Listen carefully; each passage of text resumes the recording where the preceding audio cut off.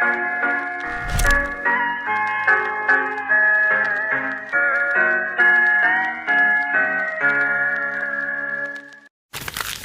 semuanya, dalam video ini saya Nursabella Dinda Agustin dari Universitas Sriwijaya, Fakultas Keguruan dan Ilmu Pendidikan, Program Studi Pendidikan Fisika, akan memaparkan tentang simulasi gerak ayunan.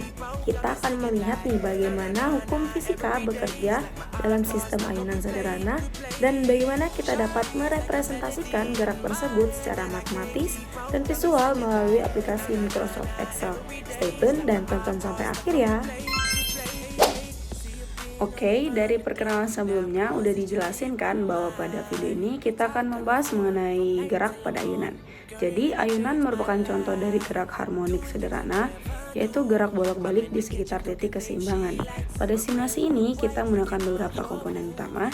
Yang pertama itu ada panjang tali, bisa dilihat bahwa nilainya itu saya buat 7 ya, dan omega atau frekuensi sudut nilainya itu tetap yaitu 6. Lalu ada T ini adalah satuan waktu untuk perubahan sudut dalam tiap 1 detik gitu teman-teman.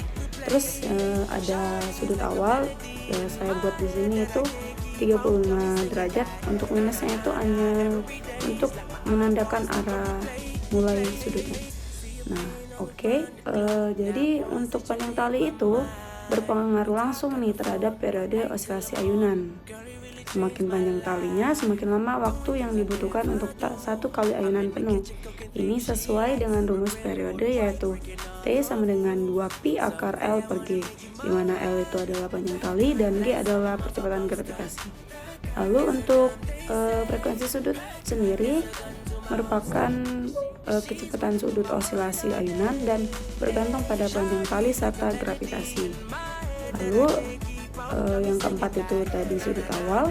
Jadi sudut awal ini saat ayunan dilepaskan.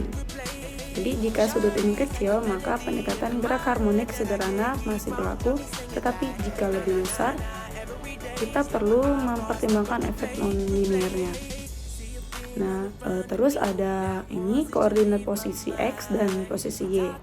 Jadi posisi ayunan terhadap waktu dapat dihitung menggunakan fungsi sinusoidal, di mana untuk posisi X itu rumusnya L sin theta dan posisi Y itu rumusnya min L cos theta.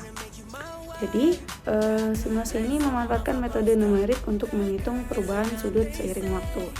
Nah, untuk memulai simulasinya kita bisa merubah nilai 0 di start ini menjadi 1 dahulu.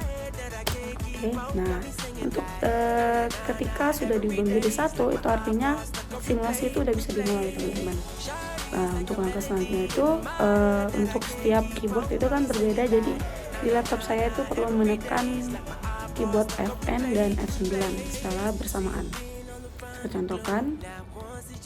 Nah, bisa dilihat perubahan kecepatannya setiap 1 detik ya teman-teman. Jadi di sini itu fungsinya menghitung perubahan sudut seiring waktu setiap 1 detiknya. Bisa dilihat pada detik ke 20 ini posisi X-nya itu di 2,45 teman-teman, dan posisi Y-nya itu di minus 6. Lalu ketika di detik ke selanjutnya juga terus berubah ya teman-teman, dan akan kembali lagi posisinya sesuai rumus fungsi perubahan gerak. Mungkin itu saja pembahasan mengenai simulasinya. Selesai sudah paparan singkat mengenai gerak osilasi sederhana, yaitu pada fenomena gerak ayunan.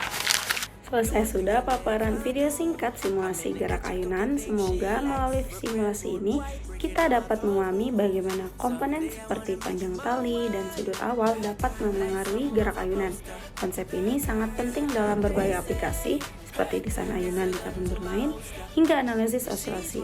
Terima kasih telah menyimak paparan ini. Semoga bermanfaat dan sampai jumpa di pembahasan berikutnya.